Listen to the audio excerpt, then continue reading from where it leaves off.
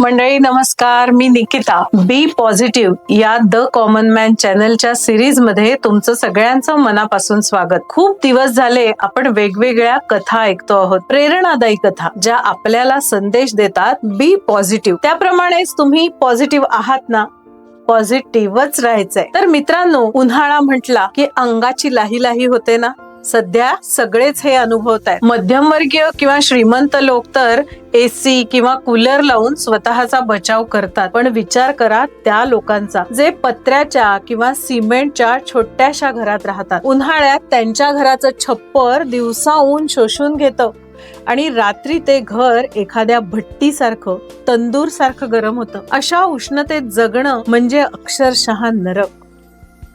पण या समस्येवर एका महिला IAS अधिकाऱ्यांनी असा उपाय शोधलाय ना की तिथे ना वीज लागली ना महागडी यंत्र. फक्त एका रंगाच्या थरामुळे तापमान 5 ते 8 अंश सेल्सिअसनी कमी झालं. आज बी पॉझिटिव्ह मध्ये आपण पाहणार आहोत सुप्रिया साहू या IAS अधिकाऱ्यांच्या कूल रूफ इनिशिएटिव्हची थक्क करणारी गोष्ट. तामिळनाडूची राजधानी चेन्नई आपल्या मुंबई सारखीच. इथली आर्द्रता आणि गरमी कुणालाही अस्वस्थ करेल अशी. इथल्या गरीब वस्त्यांमध्ये छोटी छोटी घरं एकमेकांना खेटून दुपारच्या वेळी या घरांची छतं इतकी तापत असत की आत राहणाऱ्या लोकांचा, विशेषतः लहान मुलं आणि वृद्ध यांचा श्वास गुदमरायचा. एसी लावणं तर सोडा, कूलरचं वीज बिल भरण्या इतकीही परिस्थिती या लोकांची नव्हती. अशा वेळी IAS अधिकारी सुप्रिया साहू यांनी विचार केला की जर समस्या वरून आहे तर समाधानही वरच असलं पाहिजे, म्हणजे छतावर. सुप्रिया साहू यांनी तामिळनाडूच्या अर्बन हीट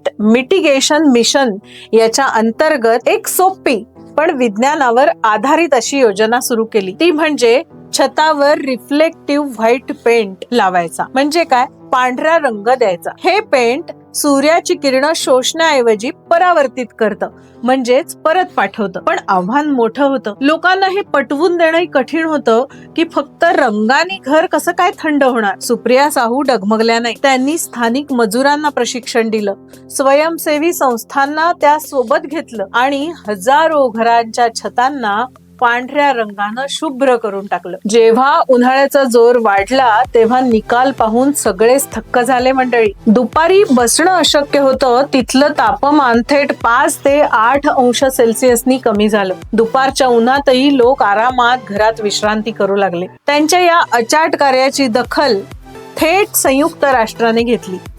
सुप्रिया साहू यांना 2025 चा चॅम्पियन ऑफ द अर्थ हा पुरस्कार, पर्यावरण क्षेत्रातला सर्वोच्च पुरस्कार देऊन सन्मानित करण्यात आलं. एका कॉमन मॅनच्या प्रश्नावर सुप्रिया साहू यांनी दिलेलं हे उत्तर आज सगळ्या जगासाठी रोल मॉडेल बनलंय. मित्रांनो, सुप्रिया साहू यांची ही गोष्ट आपल्याला काय सांगते? हवामान बदलासारखे जागतिक प्रश्न, संकट आणि त्यावर मात करण्यासाठी नेहमीच काही कोट्यावधी रुपयांची गरज नसते. कधी कधी एखादी साधी, पारंपरिक पण विज्ञानाची जोड असलेली कृती, कल्पना क्रांती घडवू शकते. विचार करा, जर आपल्या देशातल्या प्रत्येक शहराने हे केलं तर किती वीज वाचेल आणि किती गरिबांना सुखद झोप मिळेल. समस्या कितीही मोठी असली तरी पॉझिटिव्ह विचार केला ना तर मार्ग नक्कीच सापडतो. खरं आहे ना? पटतं ना तुम्हाला? तुमच्याकडे अशी एखादी कल्पना आहे का? आम्हाला कमेंट मध्ये नक्की सांगा.